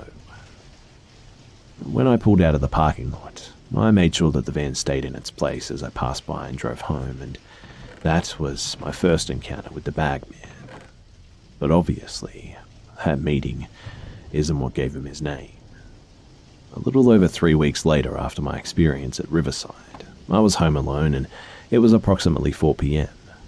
I was watching YouTube on my phone or something while laying in bed upstairs in my room, and my dog was next to me and we were both just chilling until my dad came home from work. While I was up to go to the bathroom, I heard the doorbell ring and then 2 loud bangs on the door. Now, usually, when someone pounded on the door like that, it was almost always my mum because she, for some reason, likes to freak out the dog when she gets home, and a few loud bangs on the door would do the job. So, my dog went running out of my room and tore down the steps to get to the front door. I followed behind him, but I didn't really feel like running, so I was slow. When I finally got to the door, though, I swung it open expecting to see my mum, and it wasn't her. It was the guy from the Riverside. He was just standing there with a big black garbage bag in his hand, and he was wearing almost the same outfit that he was wearing when I saw him last, except his shoes were all clean now. I looked up at his face and saw that he had a poorly trimmed beard that covered most of his face, and his eyes were bright blue and they stared down at me. He spoke before I had a chance to say anything, and this will be a rough paraphrase of what he said, as I don't remember exactly. He said something like, "Hi there, young man. Is Melanie around? I'd love to see her." I said, "No, I don't know who that is, sorry." But I actually knew who he was asking for because she actually lived a few houses down. I think at that point, I had given him a kind of smile to try and act like I wasn't completely freaked out. You see, I always park my minivan out right in front of my house, so it's always in view whenever I'm home. And this means that he probably recognized it and me. And as if on cue, He said, "I think I know you from somewhere, pal." His voice was deep and haunting and just kind of left me stunned. I stood there and didn't say anything and shrugged my shoulders. And that's when he started to shake that bag. I don't really know how else to describe what he was doing apart from the fact that he was just shaking the bag up and down.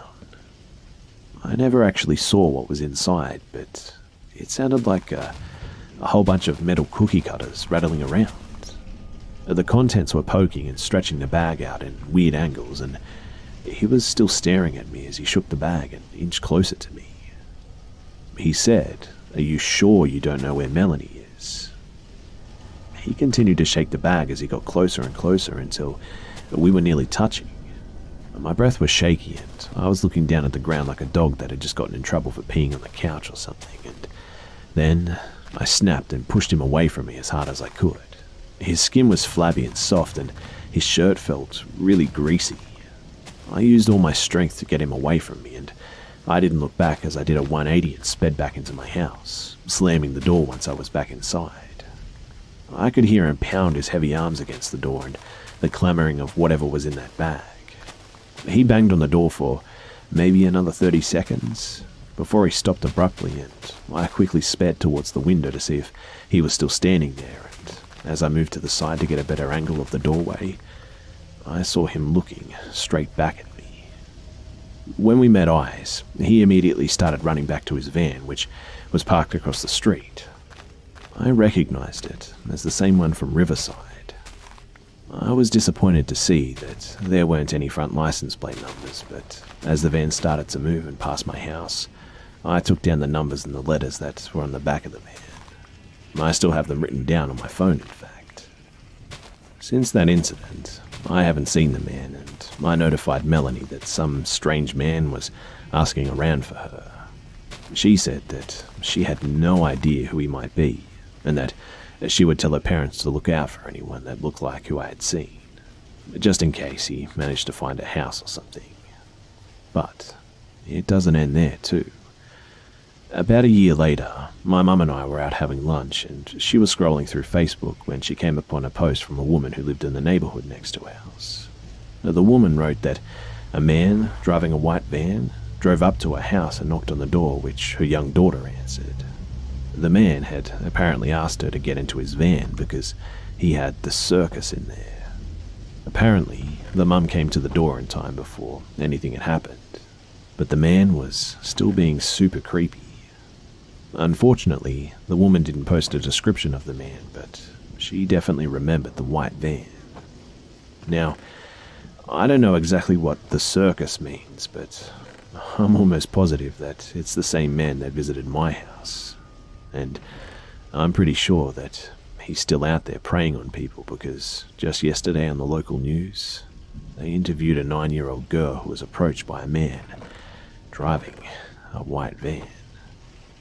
So please, if you live in the central Illinois area of the US, look out for anyone or anything matching what I said in my story.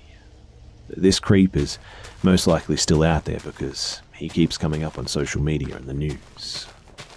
Stay safe, everyone.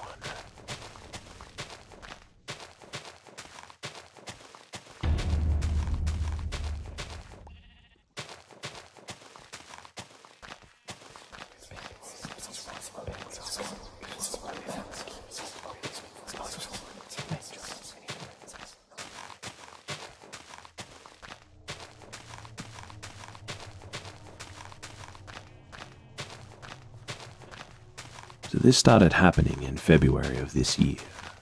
I live in Finland, far away from any cities, a good 5 kilometers away from the nearest store and 900 meters away from the nearest house. I'm saying this because there should be no reason for someone to be around my house, especially at the middle of the night. I mean, it's normal for my family members to inform others if there's a car stood still on the road near a house for too long. We've had reports on Facebook of a suspicious car going around our small town and around another town near ours, driving slowly and stopping by at night. In the comments of the reports, people were saying that they had items stolen from their yards recently and stuff. so I had just been done with all my classes in high school, and now only having to study for the finals. We get around a month off for studying vacation before the finals, and not sure if this is common in other countries. But instead of studying, I found myself playing video games or watching Netflix deep into the night pretty much every day. I keep my laptop on a table next to the window near my front yard where I can see the road. I always turn the lights off during the night so it wouldn't bother my family, and it made me more comfy knowing that people from the outside of the house couldn't see inside. One night though, I was watching a show and noticed a black van stopping on the road next to my house. It's really dark here during winter, but we've always had a very bright halogen light on the side of our barn, directed at the driveway. It turns on whenever a car drives close to it. There's a road that goes through our yard where we keep our cars. I thought it was a bit weird because the road technically is a part of our property. So I closed my laptop and looked at the car, but didn't see anyone come out. The driver was probably just texting or calling someone, so I turned on the lights and then I saw the car driving away. Maybe they noticed that it was not normal for a stranger to park next to a house at 2 AM and just left. There are a ton of bus stops to park at, which would be a safer place to stop for a phone call anyway. I didn't continue watching the show though because I had already closed my laptop and wanted to get back onto the normal sleep schedule anyway. For the next few nights, nothing out of the ordinary happened. A car or two went by our house every half an hour and that was about it. I think it had been about 3 or 4 days since the first black van incident. Before it happened again. I was playing a video game match when I noticed a car parked near my house once again, this time on the road that is not a part of our property. I see that it's the black van again, and I do what anyone would do at this moment and ask the people I was playing with over the internet for advice. They told me that maybe he's lost and I should just go and ask them what's up. So I listened to them and got my jacket, cap and flashlight and headed outside. As soon as they saw my flashlight, they took off in a flash. Once again, a night or two after this, I was on my laptop next to the window having a good time, and the car pulled over at freaking 2 AM. I was pissed at this point because I've had things stolen from our yard before, and I knew that anybody who was up to no good would just park next to a house and have a phone call in the middle of the night multiple times a week. I wasn't going to just let them steal something or stalk our house, so I took my jacket, cap, flashlight, and a knife from the kitchen. I really didn't want to get into a fight if I caught someone stealing something, so a kitchen knife should scare anyone off, right? I walked outside, all lights turned off so they wouldn't notice me. I wanted to scare them so that they would never come here again, and I walked on the road with the knife hidden. I slowly closed into the headlights of the car and just stood in front of the car. I wanted to make sure that they were not just lost, so I gave them a chance to ask me for directions. I waited for maybe 15 seconds and I didn't see the driver in the dark.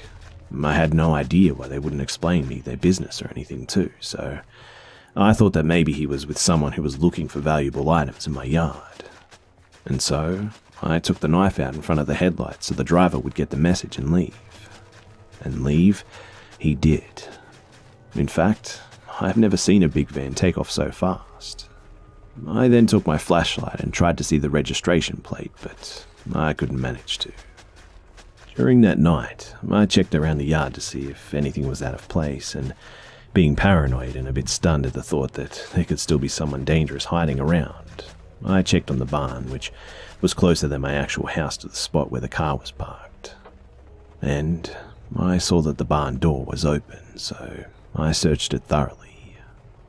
It took me a while since my dad owned a sawmill and the barn was packed with wood piles and farming stuff, and it was commonplace for me and my friends to play hide and seek in there, so I knew all the places to search for a potential hider. And I was relieved that nothing important was out of place and that nobody was inside. I locked the barn doors and went to sleep, and I told my dad the next day that he should check the barn door before going to bed and that some suspicious car was going around our area. I haven't seen the van anymore, and I like to think that I scared the same person who had stolen things around our town before. I don't know if I should have told the police about this, since I didn't see the registration plate of the vehicle or anything, and the only information I had about the car was that it was a black van. Soon, I'll be moving out far away to study, so I hope that no more items are stolen from my family, and I sure hope that this stalker guy just leaves my family alone.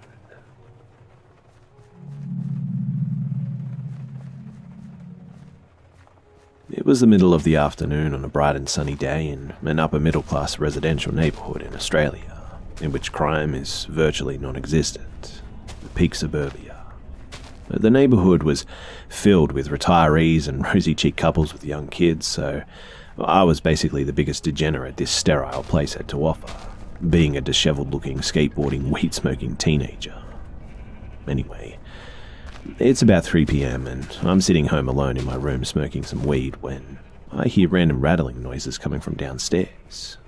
Instantly, I felt anxious and froze because my parents were out of state at this time, so I knew that it couldn't be them coming home. I slowly approached my bedroom door to hear better, and now I hear voices having a conversation downstairs. Maybe it was my uncle or cousins? I then distinctly remember hearing someone say something like, "Save some for me." Okay, shit. Now I definitely knew that something was seriously wrong. It seemed like they thought that no one was home, so I still had the element of surprise. I backed slowly into my room again and closed the door and called the police. I had barely been on the phone with them for 30 seconds when I heard footsteps coming up the stairs. Shit. The next few moments seemed like they happened in a blur of slow motion, but it also felt like it was over in seconds. I heard them ransack all over the rooms upstairs and then saw 2 masked intruders open my door and enter my room. First, they snatched my phone off of me and hung up on the cops. They started shouting at me to stay on the bed and to not move. They were 2 skinny males who only looked a couple of years older than me. One of them was brandishing a screwdriver to threaten me with and saying that he'd hurt me if I'd move. Then he started screaming at me, asking where the money was, where the drugs were, etc. Basically anything of value to these 2 junky low-life scumbags. They definitely looked tweaked out on meth, ice as we call it here, or some type of speedy amphetamine. Being high as hell on weed myself made everything seem so surreal too, like it wasn't really happening. It also kicked my anxiety into absolute overdrive, and it literally felt like there were alarms and sirens going off in my head. They also snatched my laptop and some other valuable-looking stuff and kept screaming at me not to move, stay on the bed, and asking where the money was. I basically told them that I didn't know anything and to just please leave me alone. They were so methed out, though, that I don't even know if they heard me. They just kept screaming for money and drugs. After they ransacked all my drawers and were satisfied they'd taken anything of value, they just swiftly went down the stairs and ran straight out of the house. I was still sort of in shock and disbelief, but I heard an engine rev and looked outside of my window to see a white Mercedes, which was later revealed to be stolen from a house down the street just minutes before they hit my house, and they speed off up the street. I sort of slowly walked around my house in a state of stoned what the hell just happened, looking at the damage they'd done and the mess they'd left. The house was absolutely torn apart, and I then quickly got my shit together and grabbed the landline to call my parents out of state and let them know what the hell just happened. They obviously made sure I was okay and told me to call the police right now, so I did. They showed up not long after and started questioning me, taking statements, etc., and thankfully ignored the reek of weed smoke in my room. The last thing I needed was getting arrested for possession after my house was just broken into. The cop was actually a good guy. Anyway, the idiot with the screwdriver had dropped it on the floor of my room while snatching all my stuff, and they were able to get fingerprints off of that, and they eventually both ended up in jail like they should. There's also a few other notable parts to this story that highlight just how screwed up these junkies were. Firstly, at the first house they hit, they ran into the family dog attacking them, and there's CCTV footage of them stabbing the dog in the eye, blinding him. Secondly, at my house, they grabbed a bunch of gold medals from my dad's high school athletics days that looked expensive but weren't actually worth anything except extreme sentimental value to my dad. So, screw them for stealing my dad's nostalgic high school achievements to try and sell for a cheap high. And lastly, after my house, while they were driving up the street, they literally snatched a bag from an old lady on the sidewalk before pissing off for good. I just wanted to make those last points to highlight just how worthless and scummy these pathetic pieces of shit are. I have a news article verifying this story as well if anyone would like to see it. So, rot in jail and piss off, you meth-crazed burglars from 4 years ago.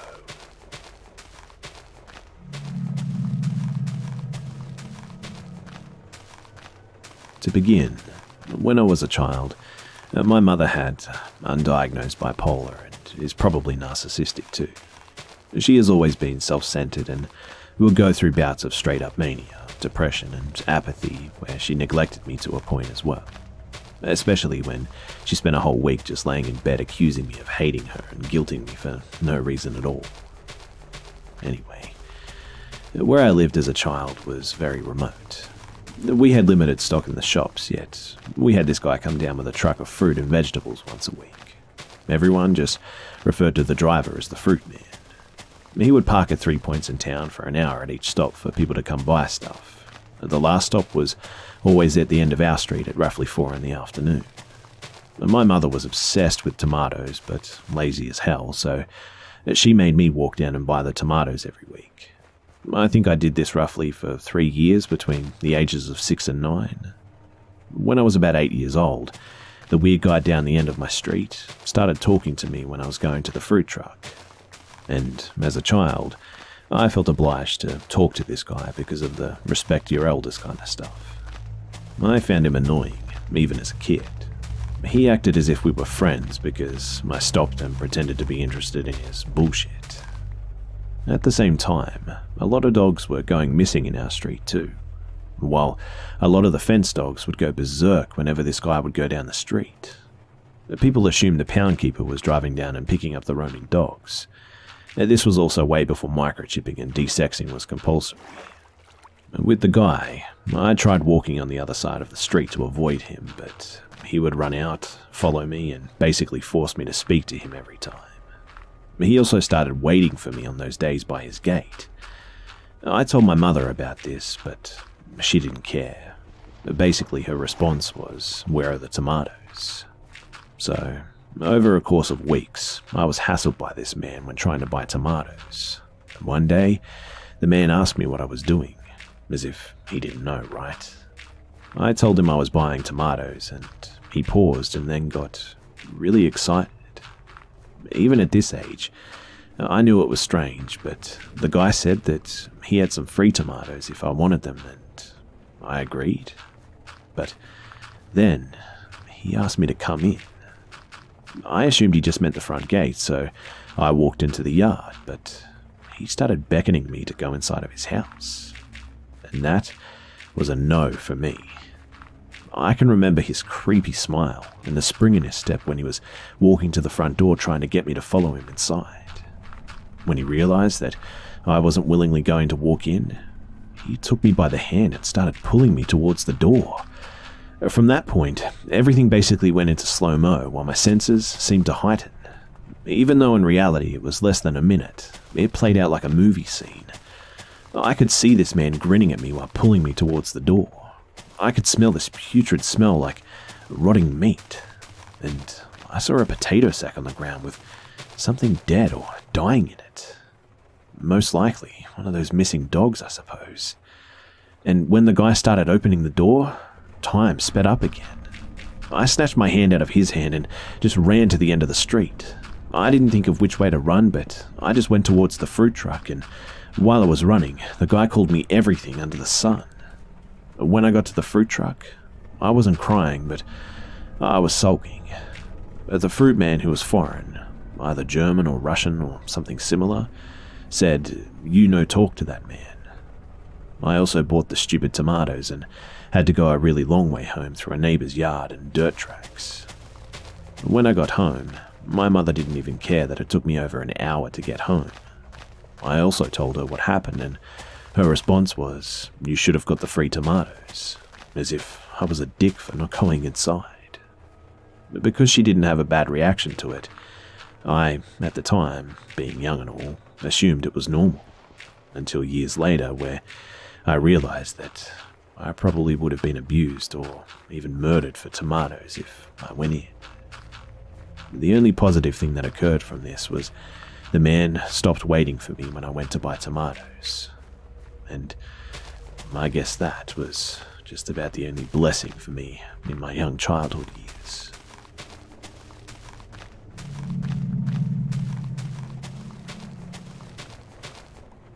A year ago, I was in a different place in my life. I was a senior in high school and had some stuff going on in my life which limited the number of relationships, family, friends, and love that I had. My life at home, it wasn't the greatest. I didn't have many friends and I had anxiety and depression. This time last year, I was craving attention. I wanted someone to love me and show that they loved me, and I thought that if I was the object of someone's interest 24/7, then I would be the happiest person on earth. Don't blame me. I was 17 and starved of love my whole life. But I now realize that this is not what I want. Around 11 months ago, give or take, my best friend at the time and I were walking all over town. I lived in a small town, a literal village, and we were walking on our way to the bakery. When we reached the bakery, there was a guy on a motorbike with his helmet on adjusting his gloves outside. I'm a huge fan of motorbikes, and since this guy was on a nice-looking cruiser, I couldn't help but look. It wasn't a long stare, just a short glance, and we entered and ordered our food and ate. 1 hour later, we decided to leave, and Mr. Cruiser was still outside, this time crouching down next to his motorbike. It looked like he was checking his tire, and we walked past, and that was the end of that. We decided to go for a long walk around town and to the local walking track, and I was walking on the side nearest to the road and my friend was nearest to the shops.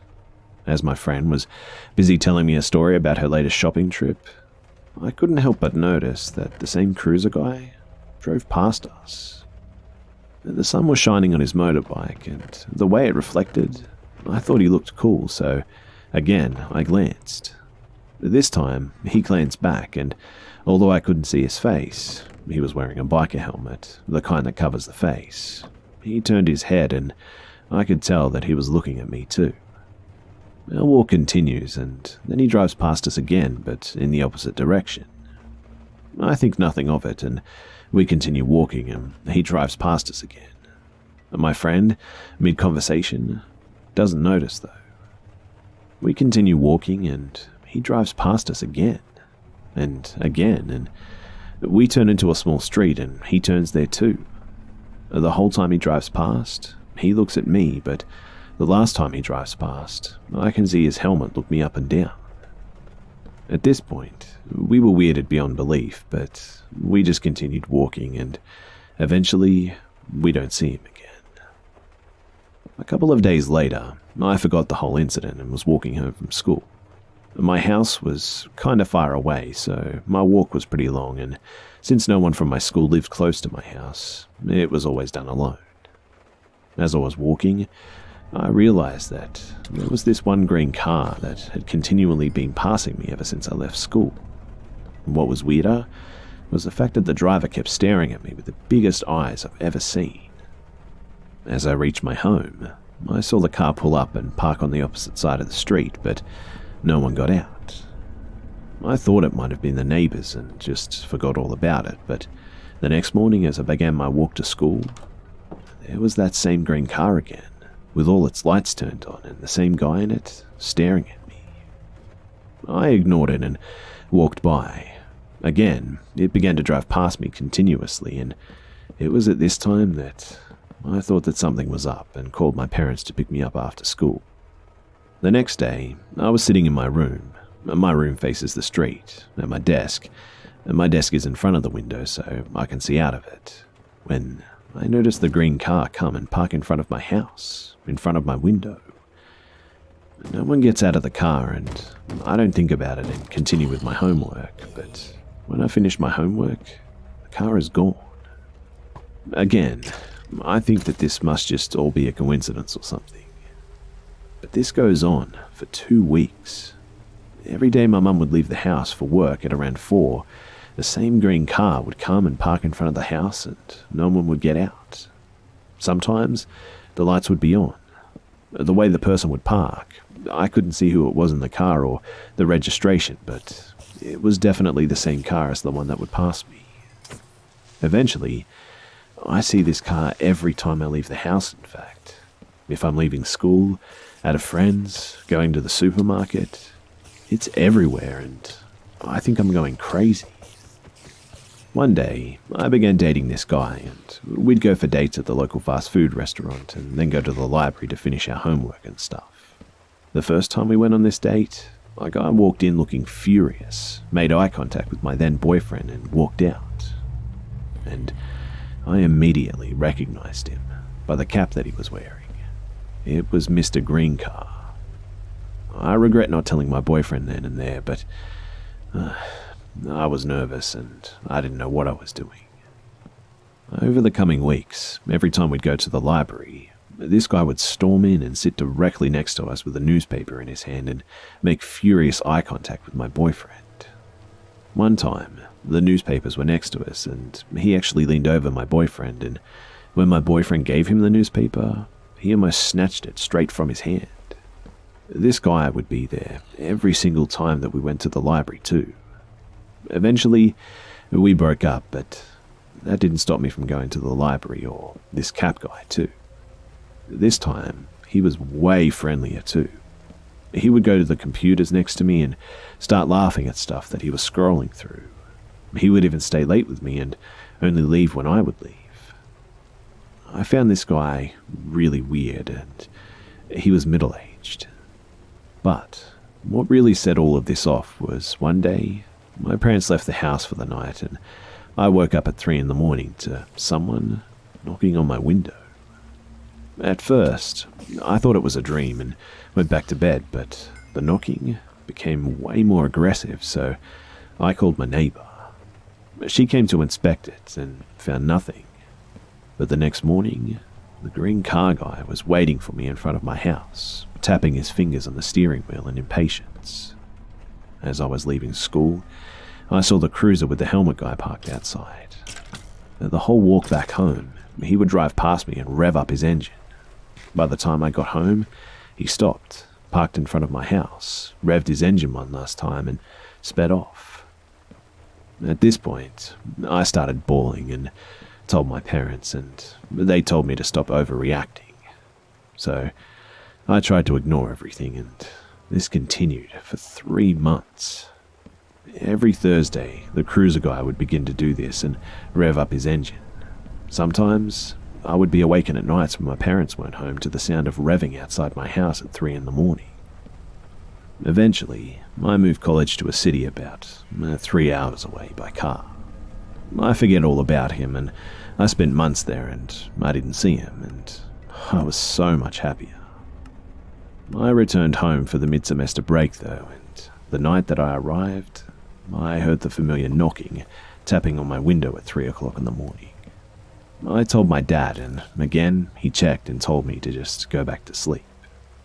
I spent the rest of the week with the green car in front of my room, and every time I closed the curtains and reopened them, the car would be gone. And so, I began closing my curtains and staying in the dark, which depressed me even further.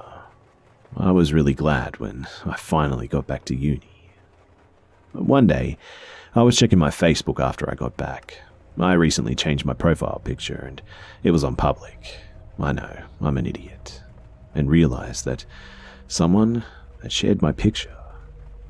When I went to see who it was, it told me that their settings were private, and all I knew was that they were definitely not my friends. The next day, I was leaving my lab at around 6 PM by myself, and I saw the green car again, with the cap guy in it, parked outside.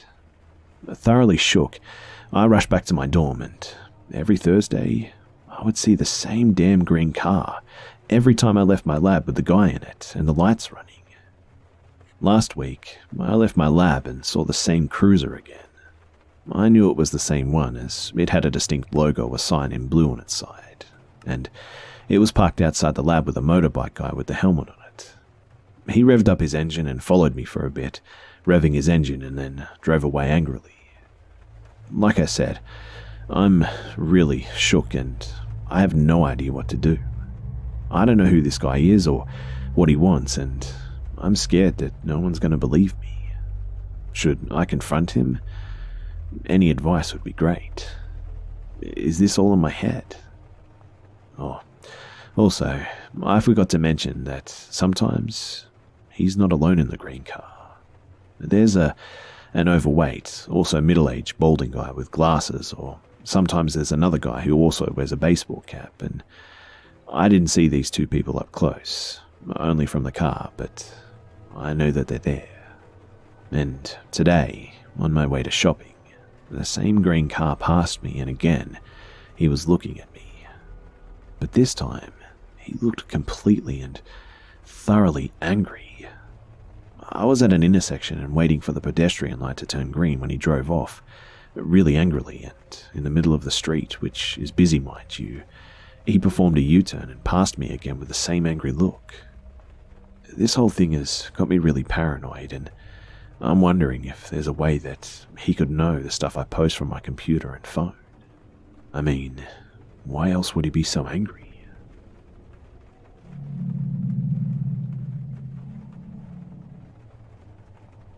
I don't really know where to begin, but I suppose it started before I was born. My birth set in motion a series of actions that led to the threat of my life beyond my control. So, pre my existence, my mother Jane dated an older guy called James when she was in her mid-teens. He adored her, but wasn't of the same religion as her, so she ended up marrying a gentleman from her congregation instead, leaving James rather put out. A year after being married, Jane birthed me and decided that she was unhappy with my father, Dave, and contacted James with intent to go back to him.